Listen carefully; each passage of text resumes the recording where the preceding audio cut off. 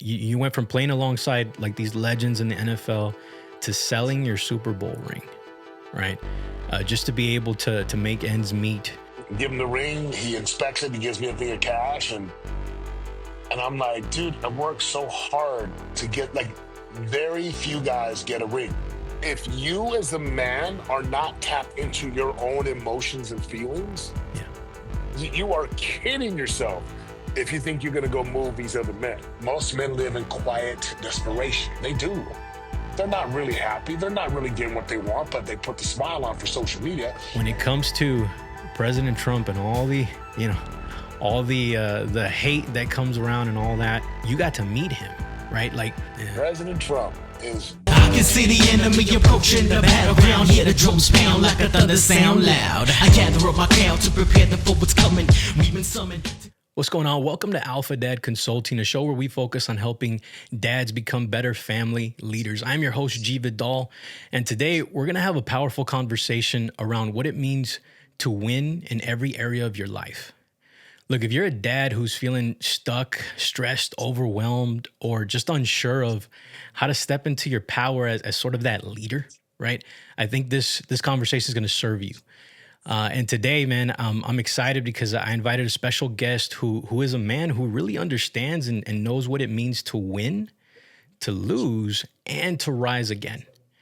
And he is a global keynote speaker, a results-focused high-performance coach with over 150 week-long immersion events under his belt, a former NFL Super Bowl champion who played for the New England Patriots, the host of the Game Changer podcast with over 600 episodes and over 2 million downloads, the author of two powerful books, Winning After the Game and his soon-to-be-released Winning is the Game.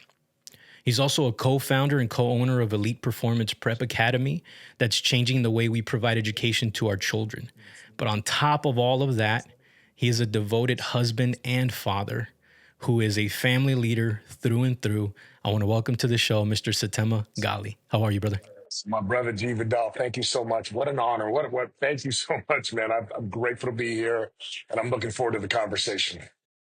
Yeah, brother. Me too, man. I've been, ever since Matt introduced us, I'm like, man, Matt, dude, this is, I've been like thanking him, like, dude, thank you so much. This is awesome, brother. So I want to start the conversation off because, I talk to, in what I'm doing here, building a men's group, building this podcast, a YouTube channel, all these things, and, around family leadership and helping dads around all aspects of family, right?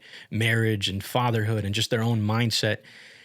The conversation that comes up a lot is they have a problem with lacking purpose, right? Like they don't know what they're meant to do in this world, and they walk around with this lack of purpose. So they kind of settle for this life of maybe, for lack of a better word, I can say mediocrity, or just a life of just, where they're not necessarily happy or fulfilled, and they don't know what to do, right?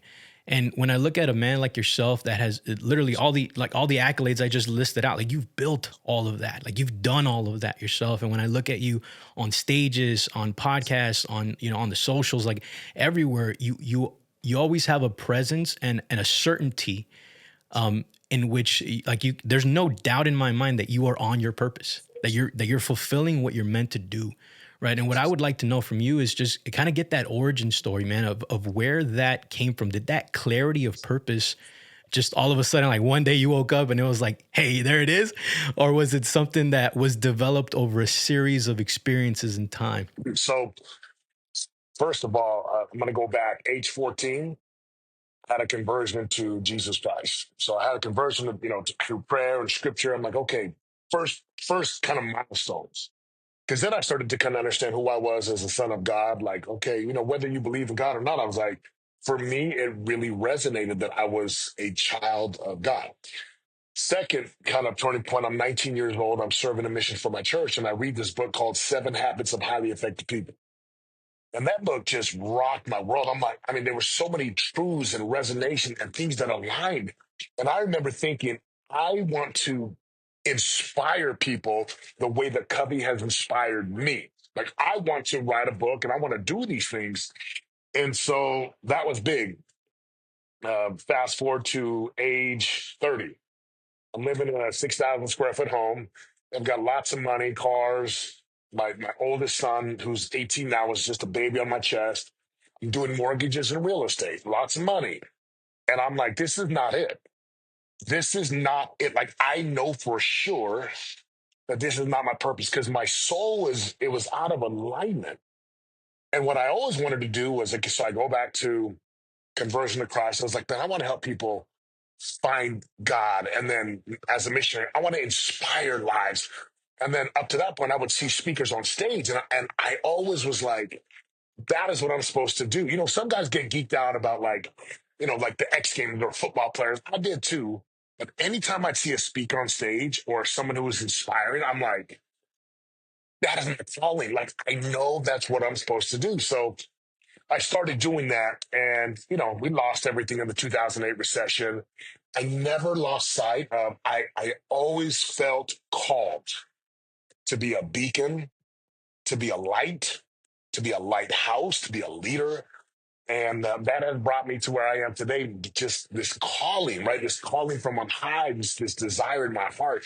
Even though 20 years ago, there was no clear courses like there are today. There was no men's groups. There was no social media like there is today. So it's a lot harder. And I just encourage anyone, if you're still unsure of what your calling is, then choose a calling and then let God guide you to the calling. That's awesome, man.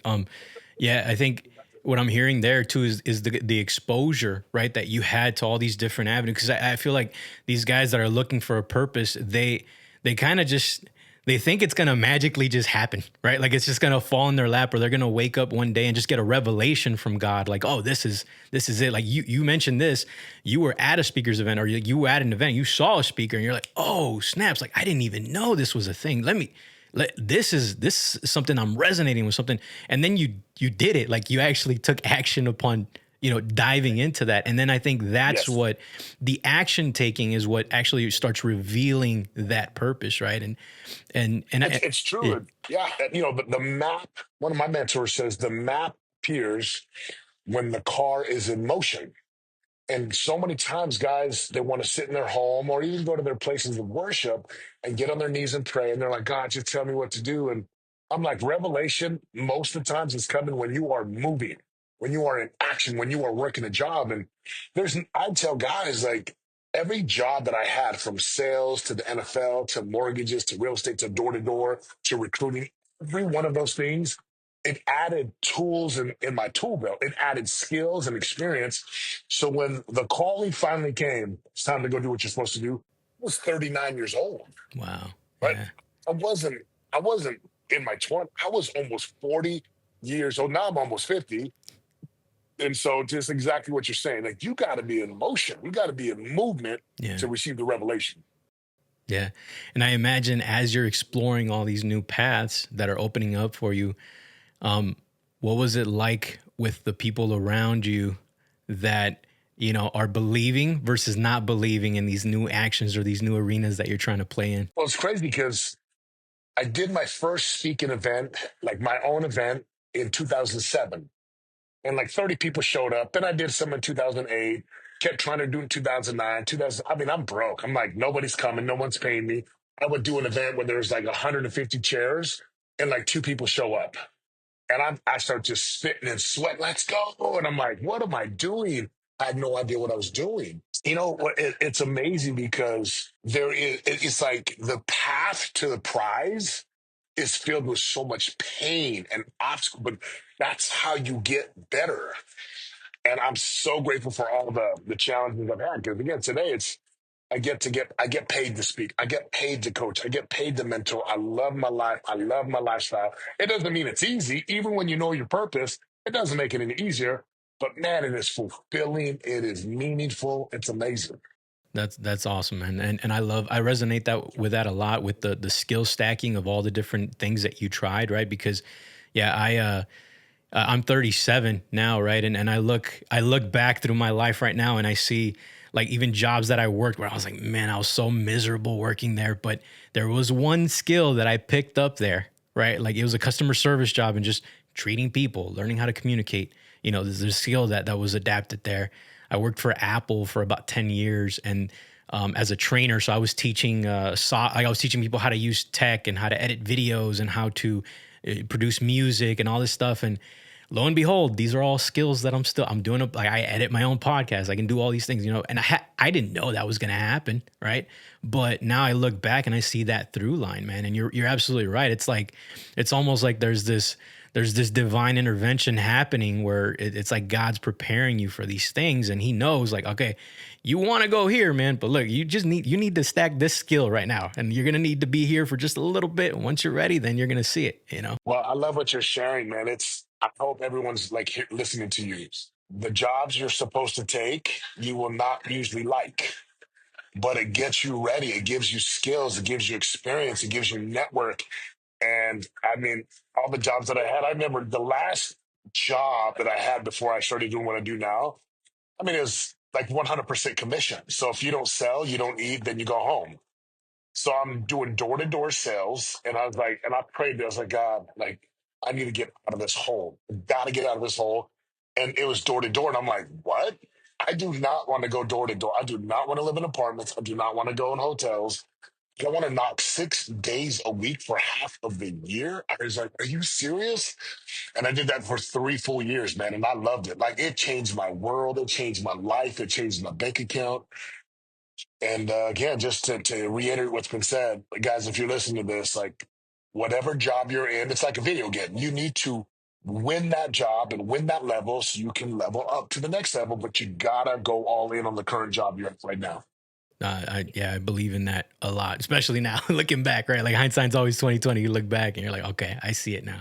I see the purpose behind it. I want to talk a little bit about the Super Bowl champion thing, like the NFL and all that, man, because this is something that like, I know you've talked about this in many speeches, and you've talked about this in your book.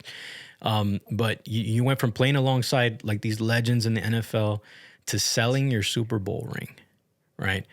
Just to be able to make ends meet.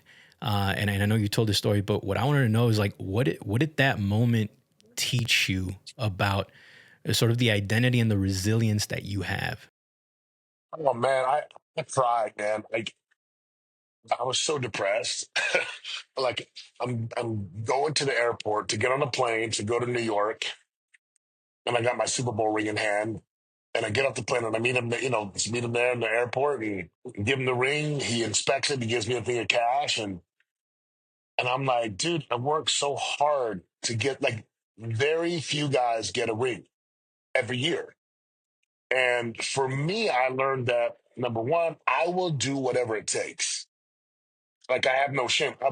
If I got to go sell whatever I got to put food on the table, I'll do that. But the other thing was from every obstacle comes an opportunity. And I told no one about selling the ring. I lied for 4 years. I was just so embarrassed. And when I finally was like, sold my Super Bowl ring, guys, dudes were balling. They're like, what?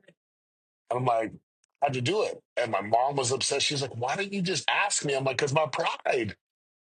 I'm a prideful guys don't want to admit that they're down and out. So for me, again, I just learning resilience and look, it's a ring. I've offered to buy it back. He still won't sell it to me. I talk to him like once a year. My boys have never seen my Super Bowl ring. They've never seen it. And so one day I'll get it back though. I'm confident about that. No question about it. That pride, man. Like, and one thing you mentioned there about, when your mom was offering help, right? Or why didn't you come to me and that kind of thing. And, Yeah. Man, how have you, throughout this time, like now that you're coaching men through these kinds of things, and not only men, but women too, and everybody that, removing sort of that pride and that ego, how have you been able to sort of combat that as well? Cause I know that I think there's a part of pride that's a good thing, right? Like that there's a driver there. But then there's that other part of pride where it keeps us from asking for help in really true times of need, right? And then we put ourselves in situations. Total Ego. ego. Yeah, exactly. Yeah. So I was just wondering, how do you balance that, and how do you combat that? So, I really believe that when you have like pride in yourself, and if you use it in that context, you Yeah. should have pride in yourself. You should take pride in how you dress and being fit and Yeah. being in tune with God and take pride in your family and your values and your mission. But when it comes to ego, right, is an acronym for edging God out. Oh, And love that. Ego just means it's like we don't need anyone's help. We're afraid of what we look like. And for me, it's like just be humble. And the biggest thing is stop lying, tell the truth. Mm, And that was it. yeah, Had I just not lied and went to my mom and dad and said, "Hey, dude, we're struggling. I need some cash," they would have lent me the money. absolutely. Yeah. But instead, my ego, as you got, it just I did not want to appear a certain way, so I sold it. And my mom, my dad was like, "Hey," and I think back now, and I'm like, "Oh my gosh," I could see one of my sons doing the same thing. Like, "Well, Dad, I want to ask you for help." I'm like, so now I'm like, "Sons, if you ever need anything, just come ask." And can we have rules in our home with like just candid, open conversations, truthful, real, authentic, vulnerable conversations? Because I was afraid to do that. Listen, had I just done that, I don't sell the ring. But I was too afraid. I was a liar. I wasn't telling the truth about where I was. And again, stop lying, tell the truth makes a big difference. Yeah, man, that complete honesty, man, of just coming clean, right? And just, man, yeah. And you're right. I love that acronym, kind of ego edging God out, because that's so accurate, man. Like that's exactly what it is, right?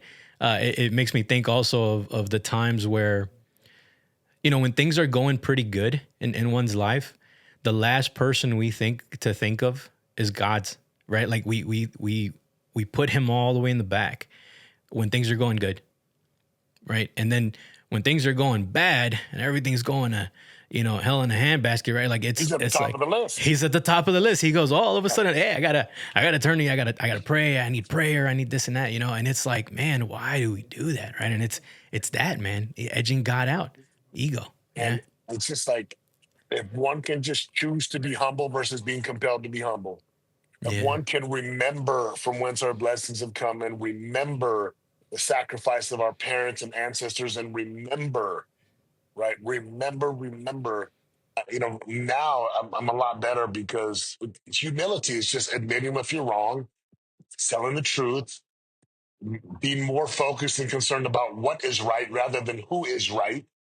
And it's just not having to think about it. Like, if I need help, I gotta ask for help. If I was wrong with my kids and I made a mistake, I gotta apologize to my children, to my business partner, to my wife, to my employees or whoever. Like there is no room in the kingdom for ego. It's just not.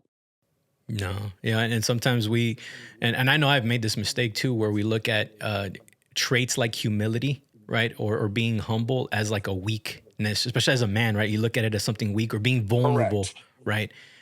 When it's, I heard, are you familiar with a man by the name of Jason Wilson? He has he's Not. kind of you might have seen some stuff of him. He's been kind of popping off a little bit right now with a new book that he just released. But one of the things that his explanation of emotions is kind of an interesting thing, because he describes what's called, instead of like an alpha man or anything like that, it's more like a comprehensive man, right? That understands. He says that it's almost like men are operating. If you think about a crayon box with 64 crayons, right? And each one of those crayons represents an emotion, so anger, happiness, whatever it is. He says men are kind of operating with like 8 of those, right? And women have like this wide spectrum of the different colors. It's like, hand me, red versus maroon, right? Like we know red. We're like, okay, yeah, this is red, but it's like maroon. Like, oh, this is a very specific kind of, gradient style of red and all that. So I like that analogy that he explains it, and I think when we figure that out, that emotions aren't necessarily a bad thing. They're more like indicators. They're ways, because you think anger, and most of the times, like that's a default emotion that a lot of us have, right? Like this anger, especially men.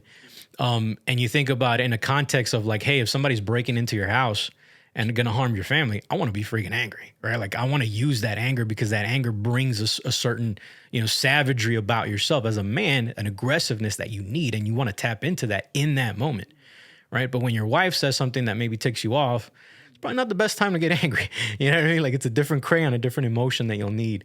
So yeah, it's just it's the mastering of that, man, and figuring that out is such a key part of this path, right? I love that. I love the analogy because one way that we talk about it is I always use the word benevolent alpha. Like just being a benevolent alpha, being a loving leader. There's a time for being direct and even dominant. Then there's a time to be a great follower and submissive.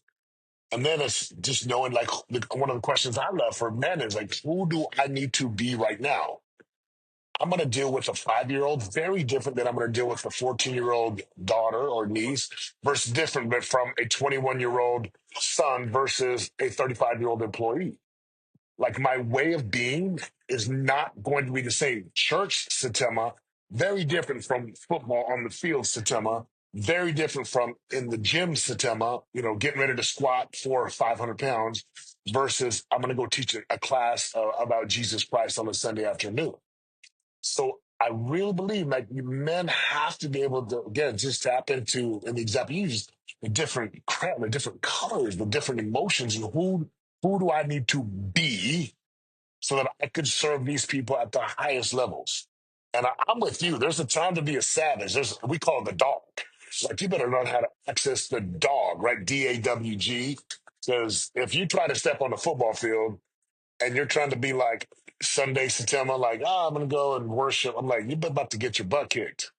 Like you this will is get ran through. this is It'll not the work. turn the other cheek Setema right now. This is Yeah. not, Yeah. this is like I'm gonna step on your face, step on your throat, and apply pressure. Yes. And most of the times we don't need that. But in the Yeah. gym, you need that sometimes when you're working and you're in a high stakes environment, you gotta access that dog. Yeah. But most times as a father, as a husband, man, be loving, be kind, be a great listener, be quiet and listen and observe and then serve from that vantage point. I love that, man. I personally, honestly, I have to thank you for something because almost over 2 years ago now that you went, I think that you were on that Apogee mentor call with Matt. And that's where I first became aware of you and your work. And there was a question that was asked of you on that call, and I'll never forget it. They were asking you about speaking and what it takes to be a good speaker, right? And the response you gave was, "Can you move me?" That was the question that you posed. And ever since you said that, man, it's resonated with me so much that every time that I get an opportunity to speak, I think about that phrase in my head. I'm like, man, can I move them? Right? Like, can I say something inspirational? Can I say something that's gonna resonate with? So can I tell a story that's gonna actually add value to the people around me? So I just want to personally thank you for that because that's such You got it. yeah, man, that's such a powerful thing, a powerful paradigm to have when you're going into an arena of speaking, and like whether it's a podcast, a show, YouTube, whatever Yeah. it is, right? So yeah, Well, man. we have I have an acronym. I love acronyms. So Yeah, I call it MTLI. MTLI. MTLI. Can I move, touch, lift, inspire?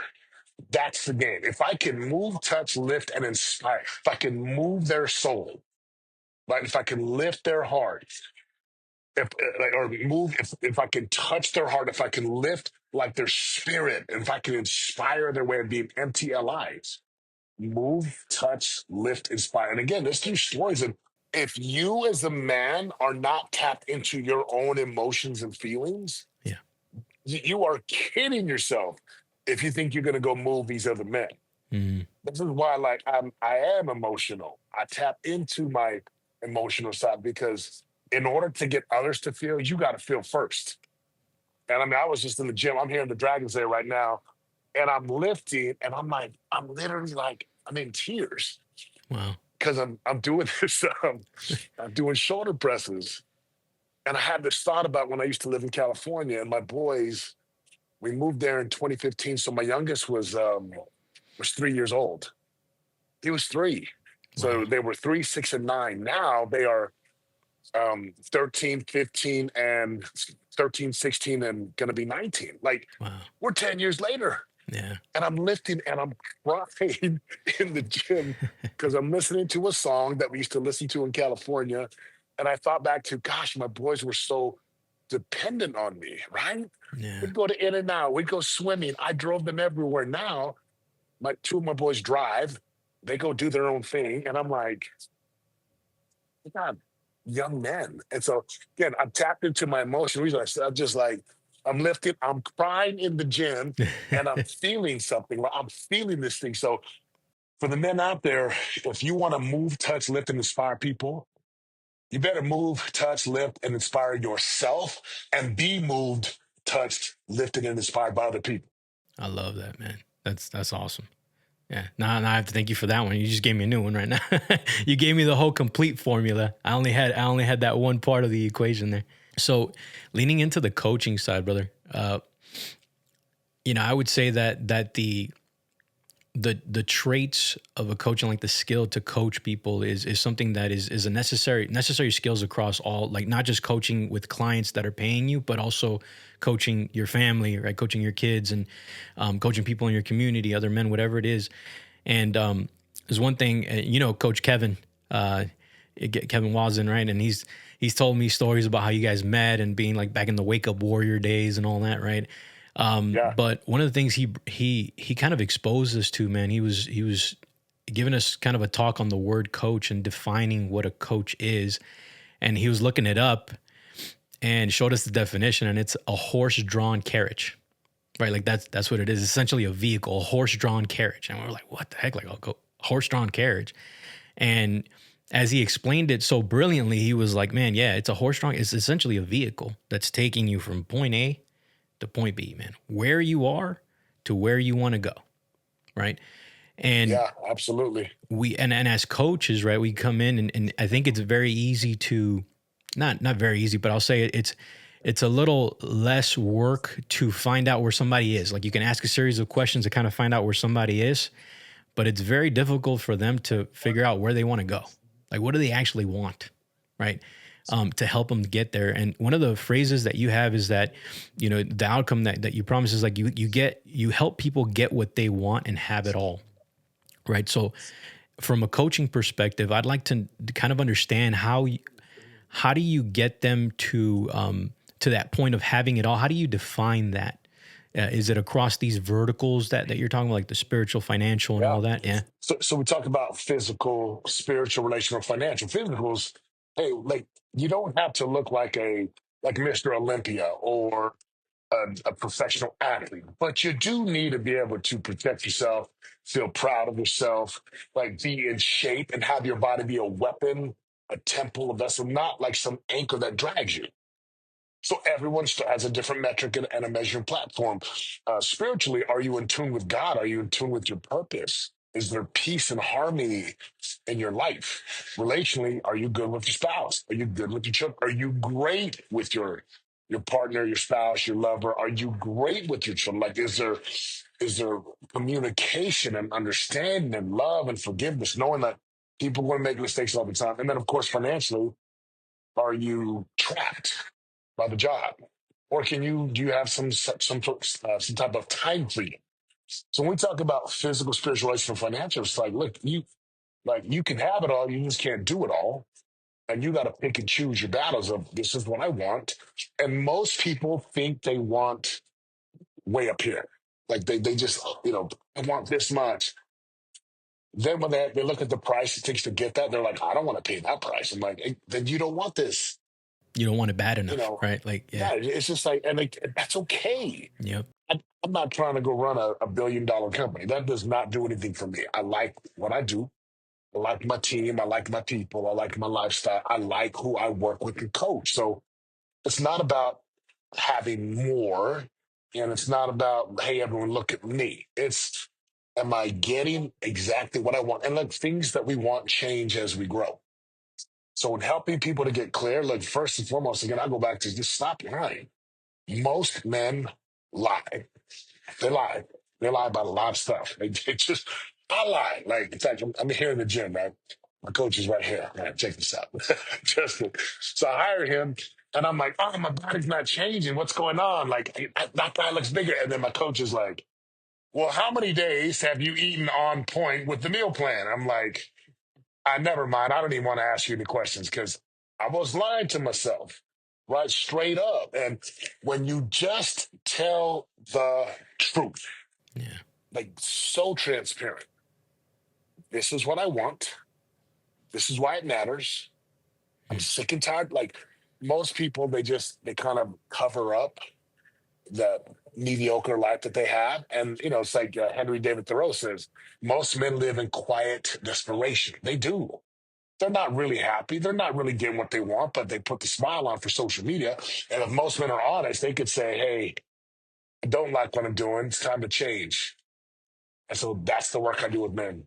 And you know what I encounter too with talking with men is that they get into this mindset of, because now I have a family, right? Because now I have a wife and I have to provide and all that.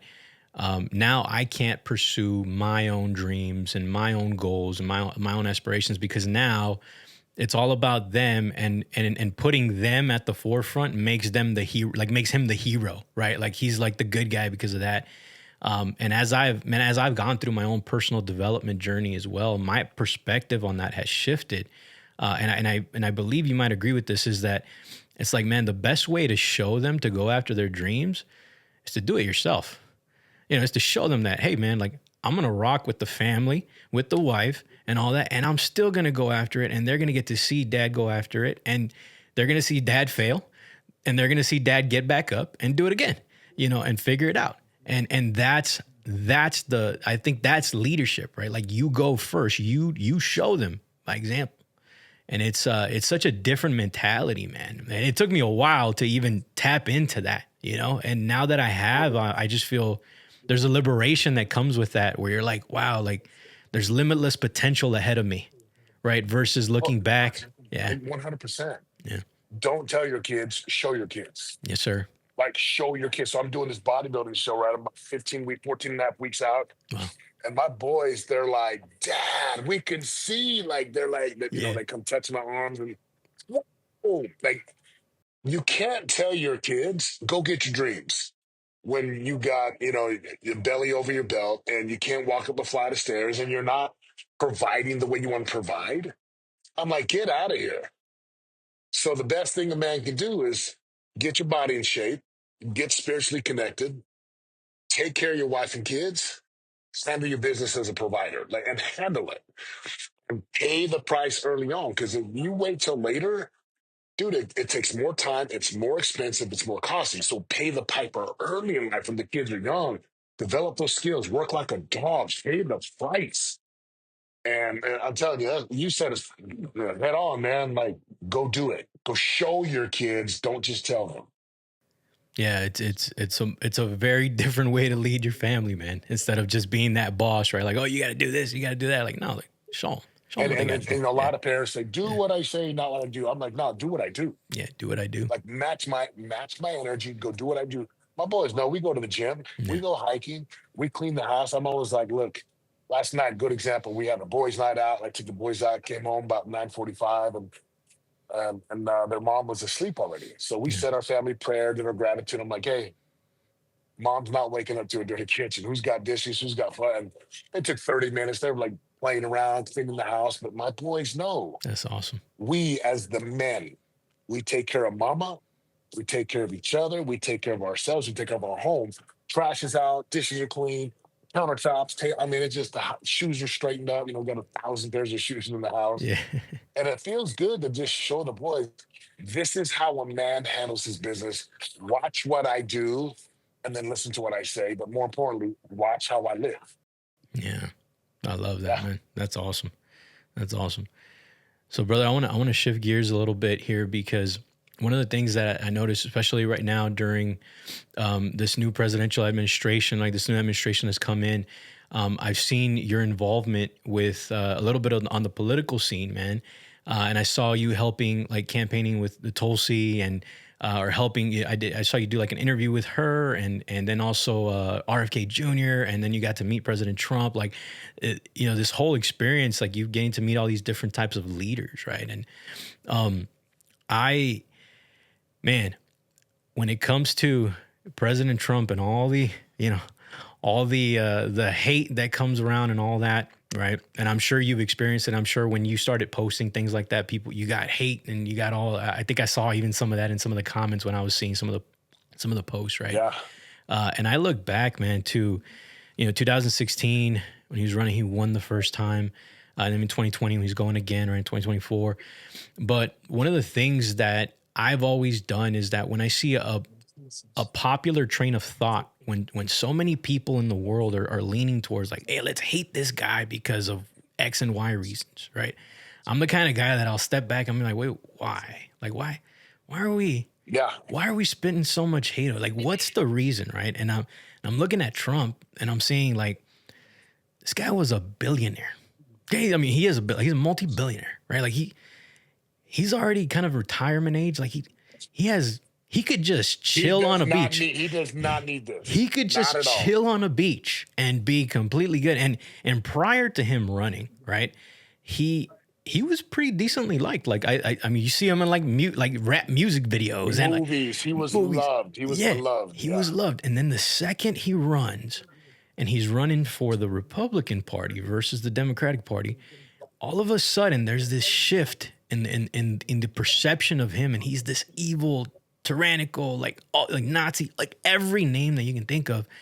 And I'm going to myself, I'm like, why do they hate this guy so much, man? Like, and Yeah. you know, and it's this and it just made me realize, man, like this is a man that goes into office, and I'm not saying he's a perfect man, right? Like, and it's not like I agree with everything he does and everything, but I looked at it objectively. We're talking about truth, right?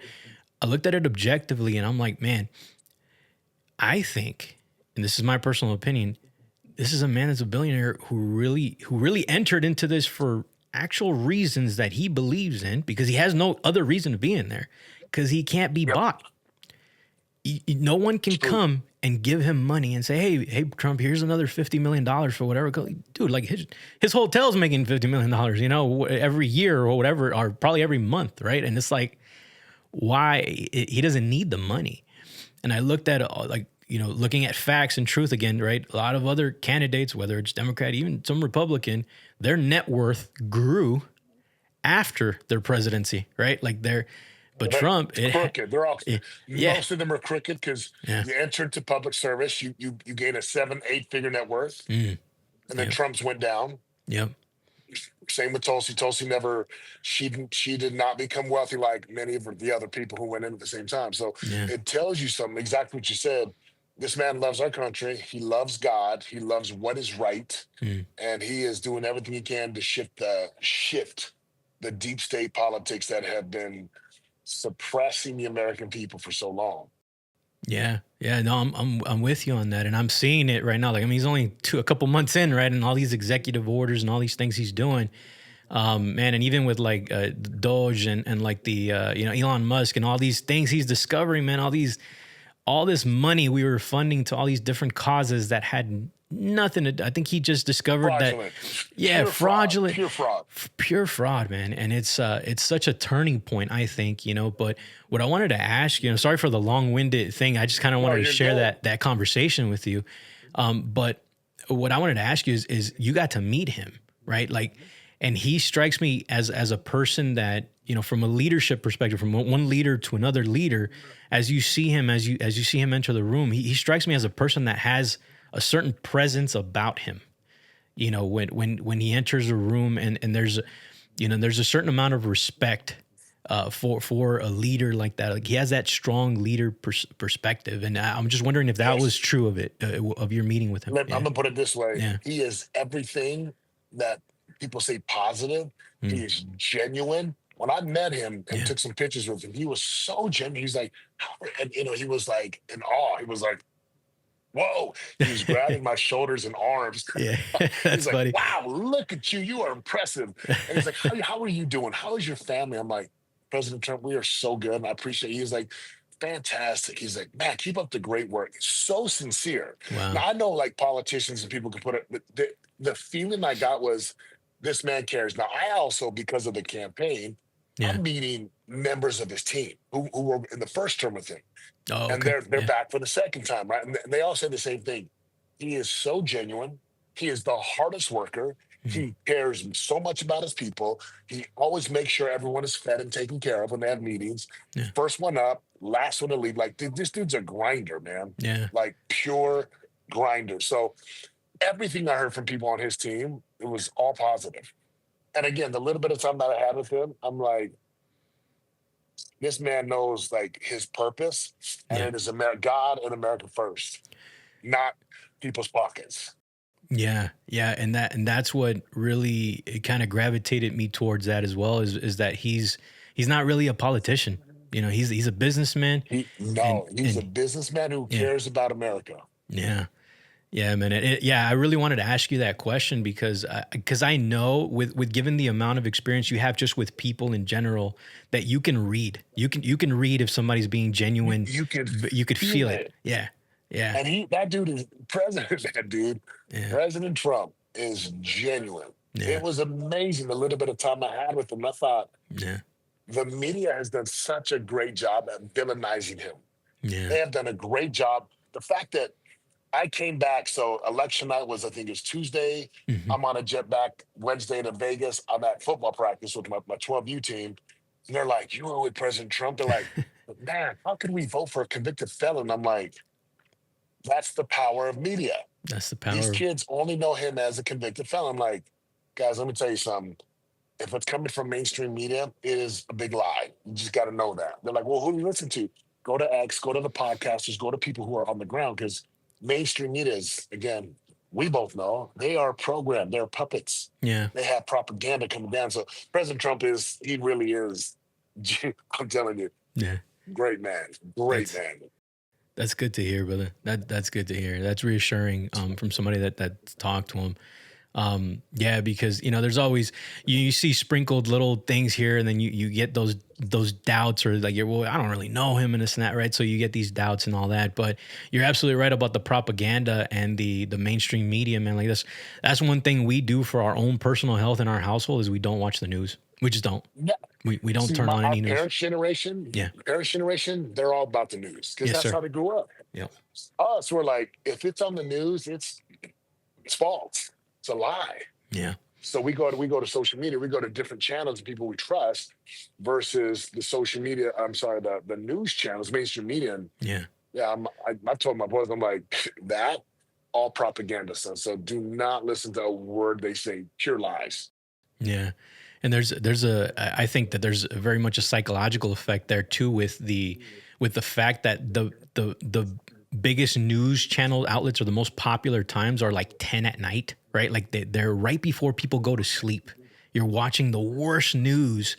Programming, pure programming, conditioning. Yeah, and you're falling asleep with those thoughts, with the negative thought of like, oh, President Trump is this evil Nazi or whatever, right? And that's what you're falling asleep with, and you're programming your mind. You're sleeping with these thoughts, and it's like all of a sudden, again, it's like our parents' generation. That's all they know, Yeah. the news. And I'm like, who watches this crap? It's horrible. So I certainly don't watch that. And again, I'm teaching my kids. I'm like, nah, the news is not the news. It's called propaganda. Yeah. And it's called lies and it's called brainwashing. So don't watch it. I'm like, got it. Yeah, I love my mom, man, and we still butt heads when they come over because she's like, why don't you guys ever watch the news, right? Like she's wondering why we're so weird to them that we never turn on the news, and I'm like, oh, we like a happy home, we like a peaceful, happy home. We don't need that. Yeah, Amen. It's interesting, man, and yeah, one thing that I think too, man, that he did that was pretty brilliant is he did go on all these podcasts, right? Like with Rogan, and like they had like 80 million, 100 million views or streams on that episode. And he's there for like 3 hours having a conversation with one of the most neutral guys, Joe Rogan, right? And I think that there's a lot of power in that. And the fact that he can just have a conversation without any teleprompter prompting him or somebody in his ear telling him what to say, what to do. But he's there just rocking it for 3 hours and then flies to wherever else he's got to go rock another speech. And you know what I mean? Like, so yeah, man, I respect that a lot. He is genuine. He is real. It was pretty pathetic to see the opposing side running and her interview. She can't speak. She can't answer a question. She needs a teleprompter. Yeah. She was a puppet that was placed by the group, and they did a horrible job in finding. I mean, I'm grateful because President Trump's in and this country's changing. Yeah, yes, sir. Yes, sir. No, I appreciate you sharing that, brother. That's awesome. You got it, man. That's awesome. Yeah, and I love that you're I love what you and Tulsi did too, man, because Matt told me and showed me about this when you guys went out to North Carolina. during the hurricane, man, and went to go support there. That was sad to see our country not support, during that time, and not fund, and those seven Well, hundred I learned a dollars. lot. Yeah, I learned a lot. They did not want. They wanted the federal government to take credit, of and the course. federal government was doing nothing, brother. It is corrupt. It Yeah, is so corrupt. Like, again, I'm on a jet with Tulsi. We're flying from city to city to city to city, yeah, leading up to the election night, and I'm learning. And if people really knew what was going on, they would all get behind Trump, yeah, because it is so corrupt. And you know, we, fortunately, we all have a voice to vote, and everyone needs to vote and step up, and they need to care enough to go to their local leaders and to speak up and to make the calls, because the worst thing that good men can do is to do nothing. That's something we know. It's like, yeah, so you got to step up, you got to speak up, and you got to take a stand. yeah, yeah. I love that, man. You guys definitely did that. I mean, you guys. I saw you out there. I saw Tim Kennedy out there. Like, I saw all these people that went out there with choppers, right? Like, these are all privately owned helicopters that they're sending people out there to go help and rescue people from areas that they can't get through with vehicles. Like, yeah, Matt was telling me some of the stories, man, and it's crazy. But Sad to see what was happening out there, yeah, but grateful for people like Tulsi. yeah, Again, Tulsi was, I mean, one of the very best leaders that we have in the government right now. There's no doubt about it. yeah. Her has been interesting to watch her kind of transformation, right? And I do see her as very much like a truth seeker. Like, she's really trying to objectively find out what is the truth here in this given situation. I know she Yeah, came from the Democrat side, and she kind of had that train of thought, but she's changed a lot, man. Like, you see that yeah. transformation of her going behind the veil and kind of seeing some of the things that you got exposed to, and seeing what, and understanding, like, Go. In what. fact, if Okay, you haven't, yeah, I tell people, go read her book, right, from yeah, Mother Country. mm, You will learn, you will see, you will understand what's going on, and you will start to understand with the greater perspective mm, why our government is where it's at, and why our government loves war, and how they print money, and how they do these dishonest, immoral things. And again, we need real leaders in office who can put a stop to that. yes, sir. Yeah, love that, brother. I want to go into a little bit of the kind of the business entrepreneur mindset that you've had, because you've built a lot of successful businesses, right? And you're still building them, you're growing them, and you said one thing too, that your dream is not to be like this billionaire that has like all these big companies. It's like, you're good with where you're at, because this is where you want to go, and this is what you see as your businesses. What do you think is what have you seen is kind of like the common denominator that makes someone win at any business or any business endeavor that they enter into? Couple things. Number one, you got to be humble, man. Well, it's three things. Number one, you got to be hungry. You got to want it. Like, there's no man or woman gets placed on top of the mountain. But you got to climb, and it takes work. So no person gets placed at the top of a company, and if you do get placed at the top of the company's going to fall. So you got to be hungry. Number two, absolutely got to be humble and teachable and coachable. The best of the best. I mean, President Trump, he has his cabinet members. He has his people that he counts on to counsel him and to make good decisions, to give him the right information. So being hungry, being humble, and then of course, there's no question, like the hustle portion. Got to work. You got to know how to work. You got to know how to work smart. You got to know how to work hard. And then you got to know how to get other people to work and to get other people to buy in. Like, it's really, to me, that simple. Yeah, there's systems and protocols, but you got to know, this is what I want. Here's how I'm going to get there. Let's go execute. Get ready for adversity and opposition. Surround yourself with mentors and great people. I'm going to just don't quit. Don't quit. I love that, man. Cool, brother. I'm gonna hit you with the last couple questions here, You got it. and then so the first one, man, is one that I like to ask all of our guests here that come on is, in your opinion, man, with being a man, a husband, a father, a family leader, right? Like, What have you learned, and what has been your experience with? What are the few traits, character traits, or skills that make a dad a good family leader? Hmm. It's a good question. Mm. Um, I would go back to number one. You got to want to be. Like, if you don't want to be a great family man, and you don't have an idea or a picture of what this looks like, and you haven't mapped that out, you'll never get there. Because there's no such thing as default, like, winning. The default is losing. The default is arriving at a destination. You're like, well, this kind of sucks.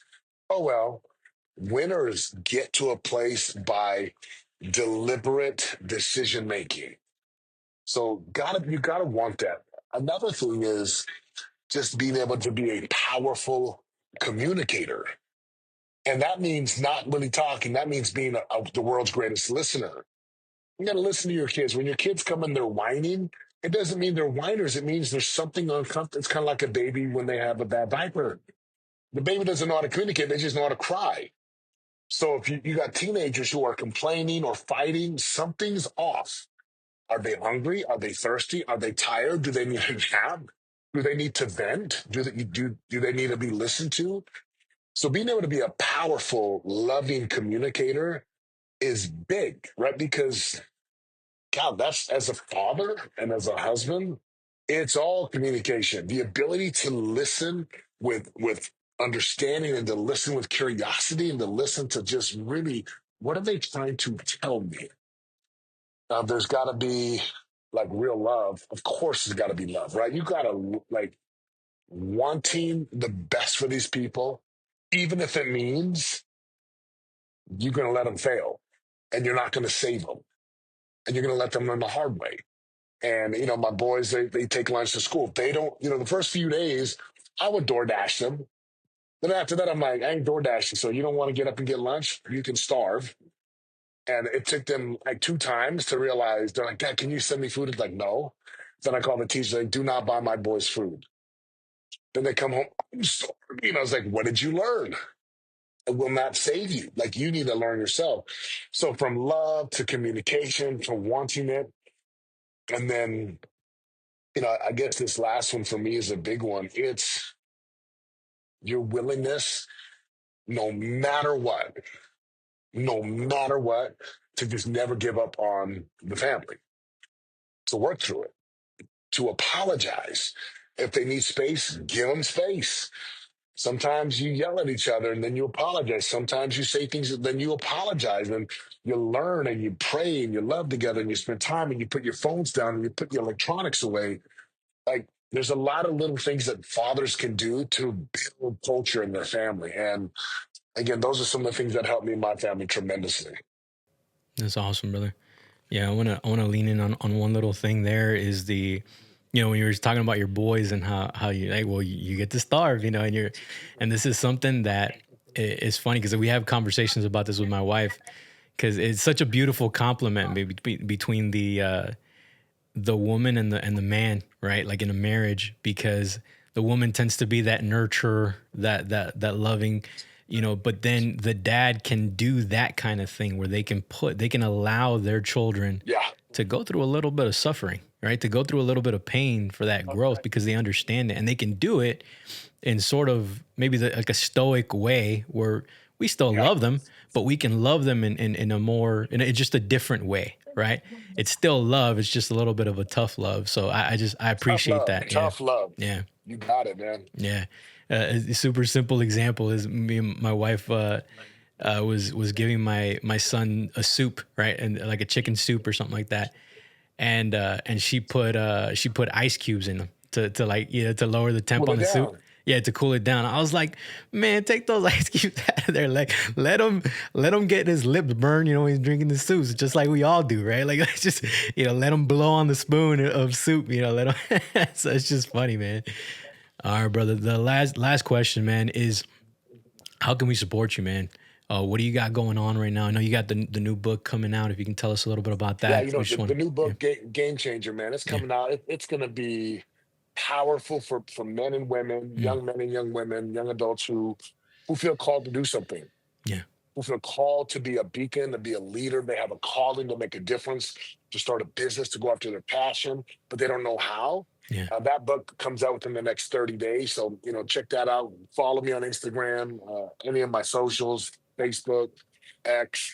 And then, again, the biggest thing for me is if I can help you, just reach out, and we have different programs and courses. And I'm just grateful, brother. It's great to be on the podcast. Grateful to connect with you. I appreciate the questions, the great conversation we've had today.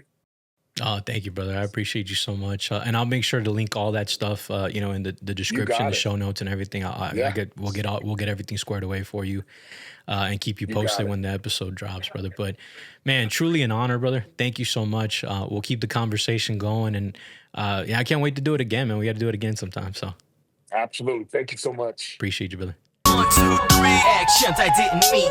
4, 5, 6 fear and silence begin to mix. 7, 8, 9 the thought of being emotionless started taking over my mind.